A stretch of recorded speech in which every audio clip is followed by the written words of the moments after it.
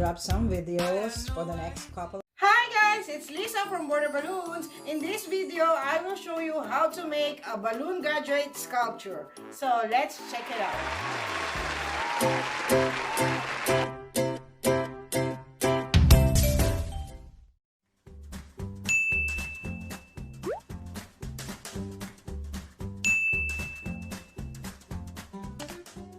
So, first thing we're gonna do is to assemble the body, okay? So, use muna natin tong 6.5 inches. I make quad, right? And then, next natin, 6 inches. Make a quad. Lahat lang po ng body ay quad, okay? So, get one nozzle from the 6 inches and one nozzle doon sa 6.5 inches. And then tie them together. Okay? So, ito yung paa, right? And then, let's take your 5 inches quad.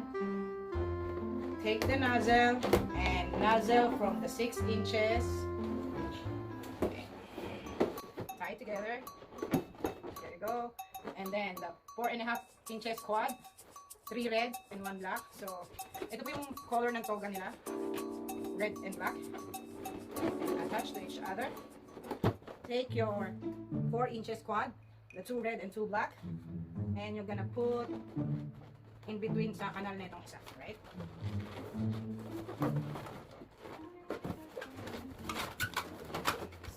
There.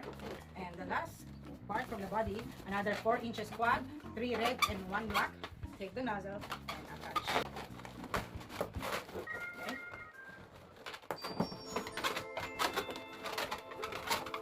So, ito na yung itsura.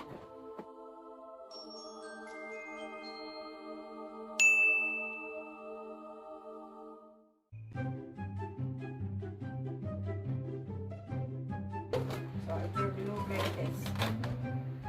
Balloon 160.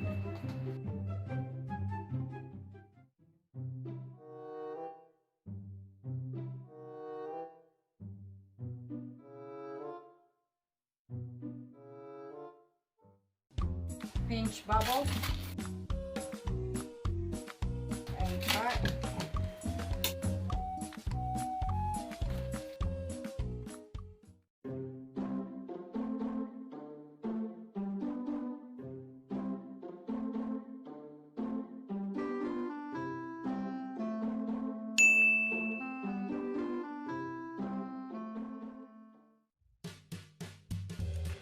Make a loop twist.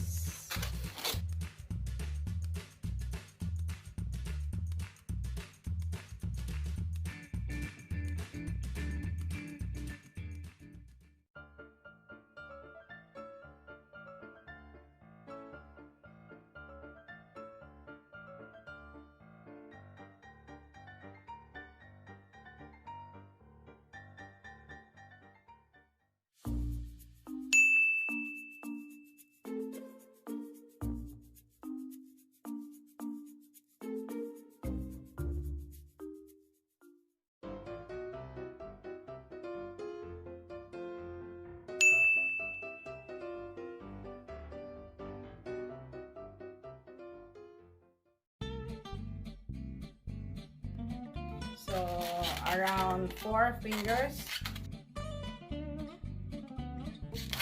or petal twist.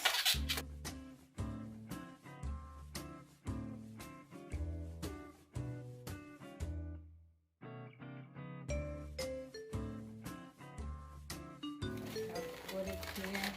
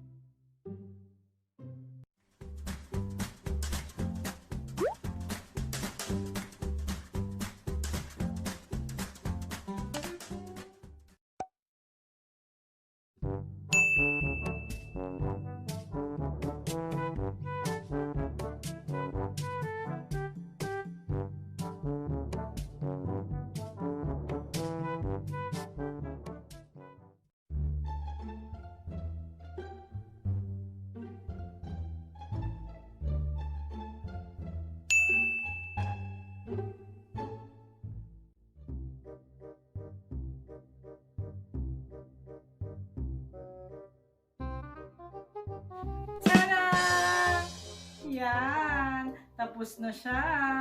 Ang ating balloon graduate sculpture. Pwede na ba? Pwede na ba mag-asawa? Look at the diploma. Kamata. Valedictorian din. Ang neck. Ang mata makakarating. Cute siya, right? Wow! Hope you like it. Thank you for watching.